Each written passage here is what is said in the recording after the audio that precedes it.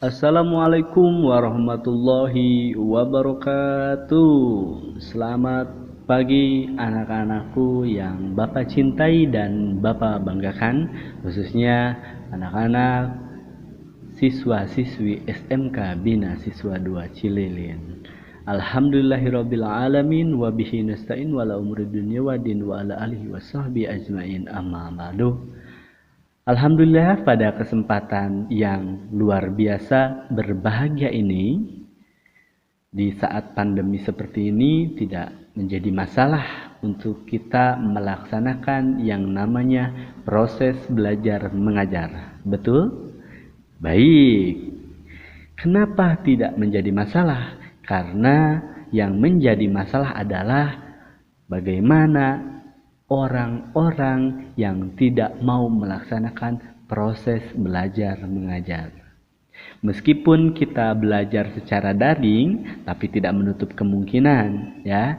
Mudah-mudahan kita bisa melaksanakannya dengan sukacita. Mudah-mudahan kita mendapatkan kebahagiaan yang seutuhnya, karena kunci utama bahagia adalah kita sehat. Makanya meskipun kalian berada di rumah, tidak bisa bertatap muka dengan Bapak di sekolah, tidak jadi masalah, ya, karena Bapak ingin kalian sehat dulu untuk sementara, nanti bisa ketemu secepatnya dengan sekolah tercinta ini, khususnya nanti bisa ketemu dengan Bapak, ya.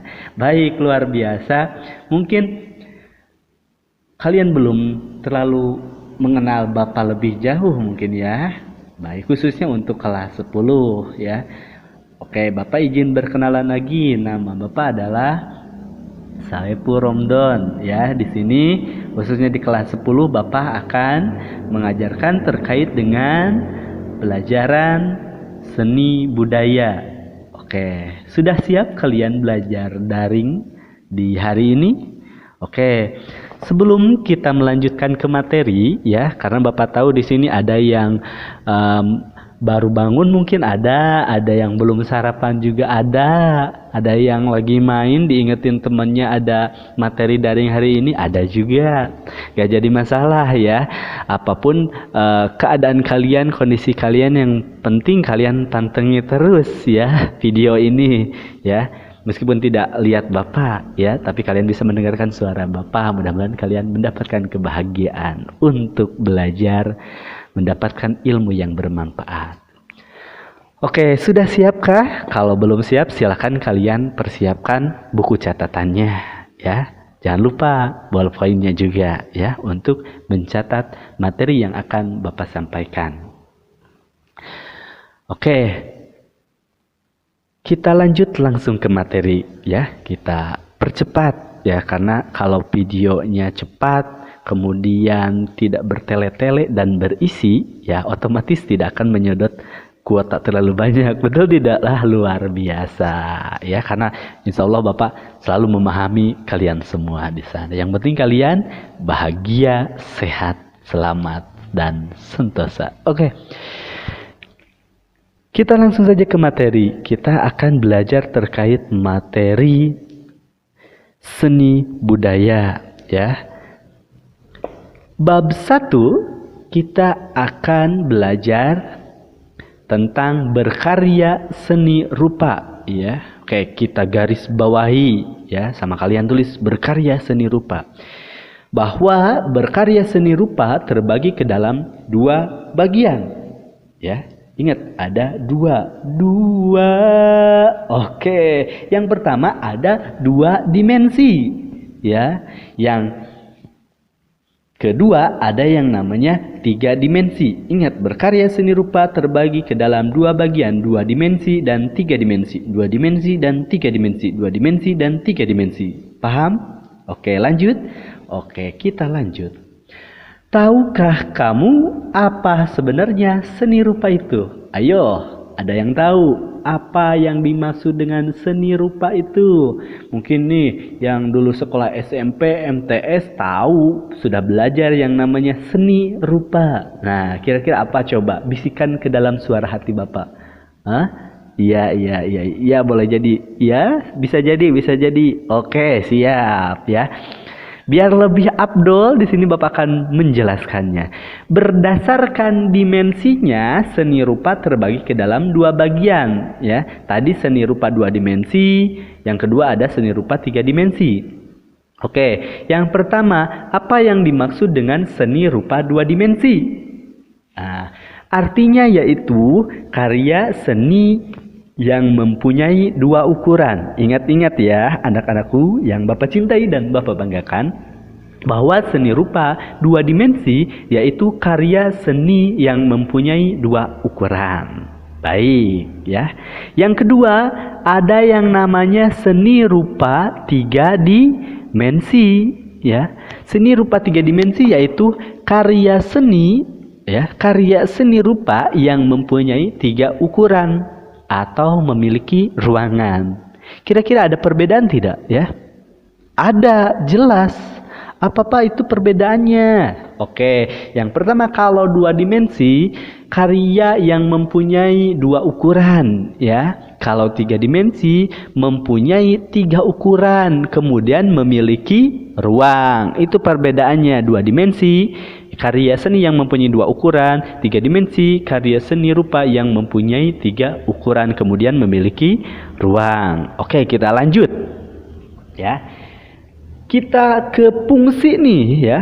Berdasarkan fungsinya, seni rupa 2 dimensi sebagai hiasan atau mempercantik ruangan. Nah, itu fungsinya. 2 dimensi mempunyai fungsi yaitu sebagai hiasan atau mempercantik ruangan ya. Otomatis berarti itu tidak bisa dipakai hanya untuk hiasan saja ya. Kalau 3 dimensi ya, yaitu untuk memperindah bentuk atau tampilan yang dipakai ya. Kalau 3 dimensi sebagai memperindah bentuk atau tampilan yang dipakai ya. Kalau tadi seni rupa hanya sebagai hiasan atau mempercantik ruangan, kalau seni rupa 3 dimensi yaitu memperindah bentuk atau tampilan yang dipakai. Oke, ada perbedaan di sana ya fungsinya. Kita lanjut lagi. Kemudian berdasarkan jenisnya. Aduh, si Bapak terlalu cepat nih kayaknya ngomongnya. Nggak jadi masalah ya, yang penting kalian mendengarkan dulu. Bapak nanti akan menarik kesimpulannya lebih jelasnya lagi. Baik, berdasarkan jenisnya. 1, ada murni, yaitu hanya untuk dipakai hiasan atau mempercantik ruangan ya. Contohnya poster, figura, lukisan dan sebagainya. Itu yang namanya murni. Kemudian ada yang namanya terapan ya. Apa itu terapan? Yaitu untuk dipakai, contohnya meja, kursi, dan sebagainya ya.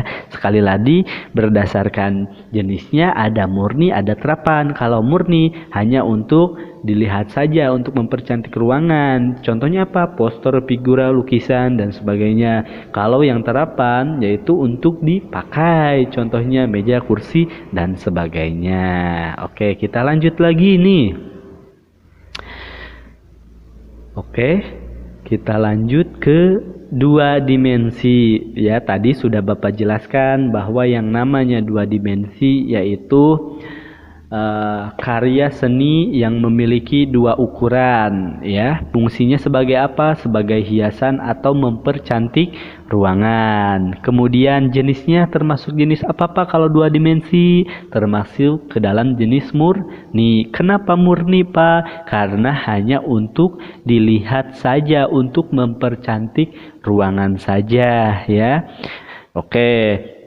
Intinya yang namanya 2 dimensi yaitu seni karya rupa yang hanya bisa dilihat dari satu arah ya. Contoh tadi ada poster atau figura presiden misalnya ya, kalau di dalam kelas itu kan otomatis hanya bisa dilihat dari satu arah saja. Dari arah mana, Pak? Dari arah depan ya. Oke, hanya bisa dilihat dari satu arah. Kemudian hanya memiliki 2 ukuran ya. Kemudian fungsinya sebagai apa? Tadi sudah Bapak bilang, itu fungsinya hanya sebagai hiasan, mempercantik ruangan. Bayangkan kalau di kelas tidak ada figura gambar atau foto presiden ya, serasa kurang menarik gitu kelas tersebut gitu ya. Nah, kalau jenisnya Pak termasuk jenis apa? Jenisnya termasuk ke dalam jenis murni. Kenapa murni? Karena hanya bisa untuk mempercantik ruangan saja, memperindah ruangan saja, tidak bisa dipakai oleh kita gitu ya. Oke. Lanjut kita ke 3 dimensi ya. Nah, kalau 3 dimensi tadi sudah Bapak jelaskan, memiliki 3 ukuran dan memiliki ruang ya. Betul, meja memiliki ruang ya, ada bentuknya gitu. Fungsinya sebagai apa ya? Ya kalau contohnya meja ya fungsinya sebagai alat belajar, alat untuk bekerja kita gitu ya.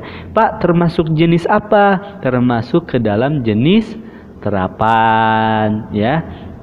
Kenapa jenis terapan Pak? Ya karena itu bisa untuk dipergunakan atau dipakai ya. Nah seperti itu.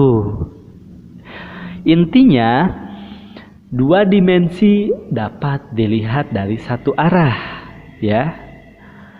Kemudian fungsinya sebagai apa? Sebagai hiasan. Jenisnya masuk ke mana Pak? Ke murni. Kenapa murni? Karena hanya untuk mempercantik ruangan saja. Kalau 3 dimensi ya, apa itu 3 dimensi ya? Sesuatu yang bisa dilihat dari berbagai arah, berbagai sudut pandang ya, memiliki ruang atau bentuk. Fungsinya sebagai apa? Sebagai alat kerja ya, atau sesuatu yang bisa kita pergunakan ya. Jenisnya termasuk ke dalam apa Pak? Jenisnya termasuk ke dalam terapan ya.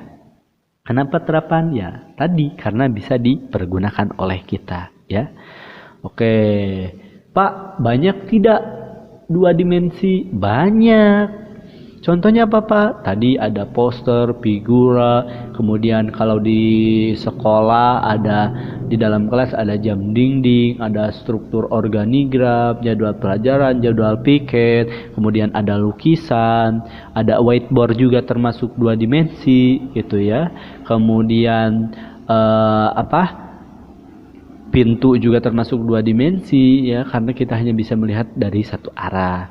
Pak, kalau 3 dimensi banyak tidak? Selalu banyak gitu. Contoh kalau di rumah nih 3 dimensi apa? Itu contoh perabot-perabot, misalnya panci termasuk ke 3 dimensi karena memiliki bentuk. Kemudian dispenser, kemudian lemari es. Nah itu banyak ya, termasuk ke dalam 3 dimensi. Baik, mungkin hanya itu yang bisa Bapak sampaikan. Kurang lebihnya nanti kalian boleh searching lagi tentang berkarya seni rupa 2 dimensi dan 3 dimensi ya. Mudah-mudahan dari Bapak kalian mendapatkan gambaran apa itu 2 dimensi, apa itu 3 dimensi. Nanti selebihnya silahkan kalian searching lagi, belajar lagi, bertanya lagi ya. Intinya mudah-mudahan kalian tetap berada di rumah, selalu sehat. Mudah-mudahan orang tua kalian dipermudah rezekinya untuk kalian bisa melaksanakan kegiatan daring ini. Baik, hanya itu yang bisa Bapak sampaikan, kurang lebihnya mohon maaf. Wabillahi taufiq wal hidayah. Wassalamualaikum warahmatullahi wabarakatuh. SMK Bina Siswa 2 Cililin, bisa pasti jaya.